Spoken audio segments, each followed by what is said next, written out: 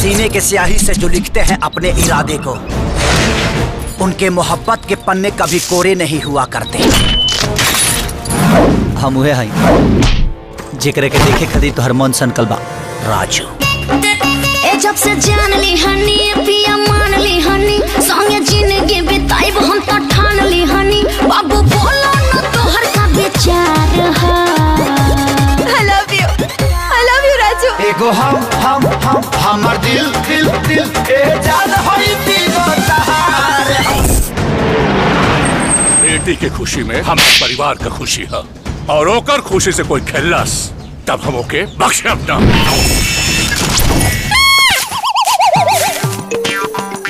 चल तू भाई बला को टाल तू।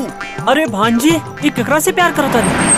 हमार बेटी तोहरा के जीवन साथी चुन ले बाड़ी, और 15 दिन में अगर तू 15 लाख कमा के लिए तो हम अपन बेटिया का हाथ तोहरे हाथ पे दे दे।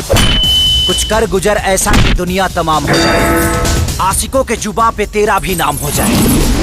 हम कह देली ना तू घर छोड़ के कहीं ना जेबे। इतिहास दोबारा ना दोहराई, हम वादा करते।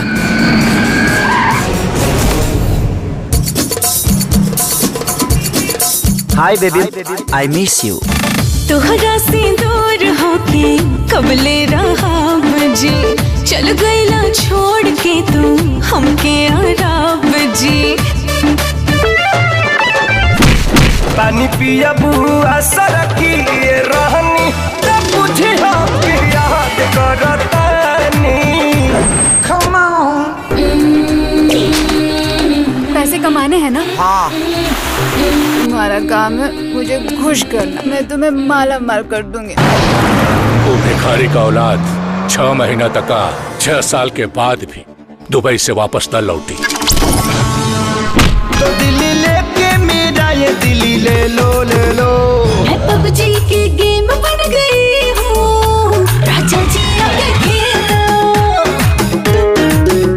मैं पबजी की गेम बन गई हूँ, राजा जी आके खेलो। मेरी नजरों के सामने उस कमबख्त का पासपोर्ट जलाओ।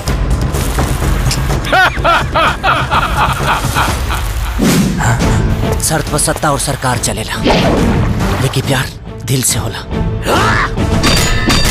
वो तो के जिए न दे और हम तो के मरे न दे। क्या धोखा दिया तूने शुरुआत वाली को। 1 मिनट सोचने दो क्या क्या हुआ था। जब भी पटना वाली ने मुझे छोड़ा, हटा जा गुजरात वाली को। Welcome to the ring of dare to fight. इश्क में जीने के लिए हर रिस्क उठा लूंगा। जो जिंदा वो सिकंदर। अगर मौत भी आई ना तो महबूबा समझ के गले लगा लो।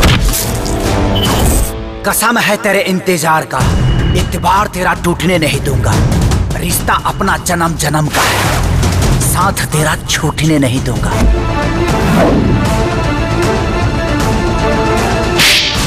कि हम हिंदुस्तानी अपने वतन के लोगों के लिए जान दे भी सकते हैं और ले भी सकते हैं।